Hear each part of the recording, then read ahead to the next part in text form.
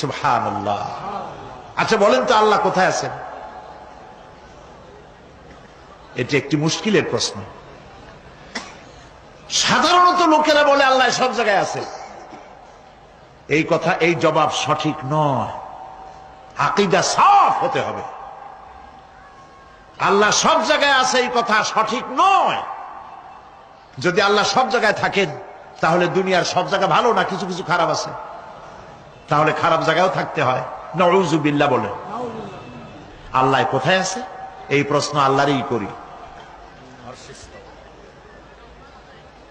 সওয়ালে মুকদ্দারের জবাব, পৃথিবীর মানুষ আল্লাহকে প্রশ্ন করবে তুমি কোথায় আছো।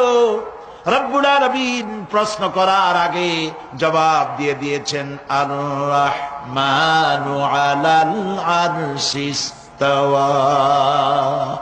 আল্লাহ পাক আরশে আজিমে আছেন। কোথায় আছেন বলে?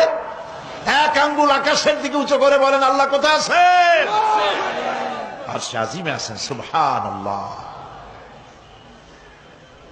তবে আরশে আজিমে আছেন যে অবস্থা এমন নয় যে তিনি সাংঘাতিক রকমের কুয়াশার কারণে বাংলাদেশে কি হইতেছে তা দেখতে পান না।